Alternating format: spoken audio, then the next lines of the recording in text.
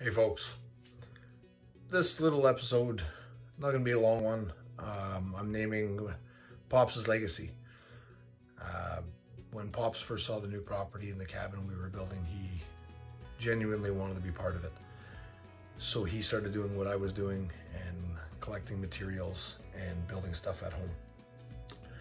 With Pops no longer with us, I felt it was a good idea to make a short video of the things that he's contributed that we're going to continue to use, though he's not with us. This one might be a little bit hard for me to narrate. You might hear me tearing up over the voice portion of it. Still pretty fresh, but I wanted to share it with you guys. I hope you guys all enjoy Pops' Legacy.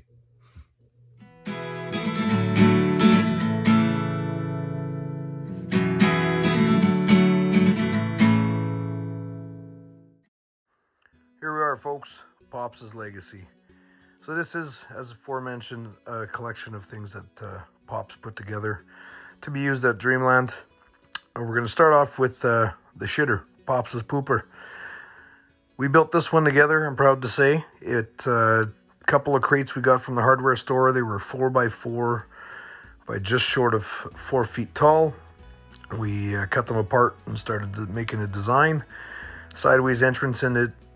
Makes it easy to get in and go, and literally go.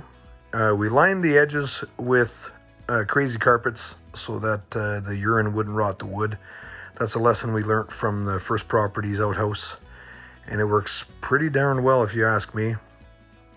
Pops was one that wanted to take his time and do things nice, and well, I'm kind of ramrod, so I was throwing things together. So needless to say, there was some back and forth words on the way. But I think the end result worked out good. Pops added some special touches in his ideas, things like a little window to bring daylight in, which does help. We had borrowed his friend's garage to make the assembly because, well, my garage is a jungle full of materials for other builds. So it gave us the room, and he had some tools, so it worked out pretty good for us. Again, lots of Pops' touches, and it was his collection of materials for the most part that helped this one come together. And it's probably one of the most used things that we've built for the property.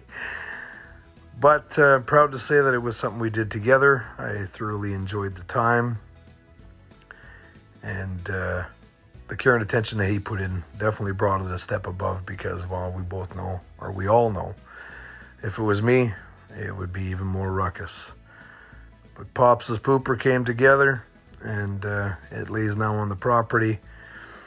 Here's a shot of the tin that I had added to the roof after we were done the assembly in the garage. And you'll see in this next one, this is actually an antler that we found on the property, and it was featured in the first build video. Felt that it was suiting to mount it as our handle. Pops added a coat hook, which was actually a really smart idea because when you're hunting, you got gear on. And like everything else, if we build it off site, it has to be hauled in. So this is the way it was hauled in. It was ruckus, but it worked. And I will mention that in these pictures, the trailer that's featured that hauled everything into both properties is actually another creation of Pops. In this next one here, we got the child labor portion of it. We got a can of paint from the hardware store. That was a mixed print, mixed color, and we stuck her to her, and hey man, it worked out good for the view.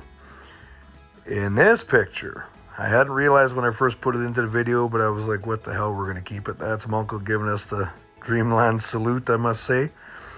But there she be.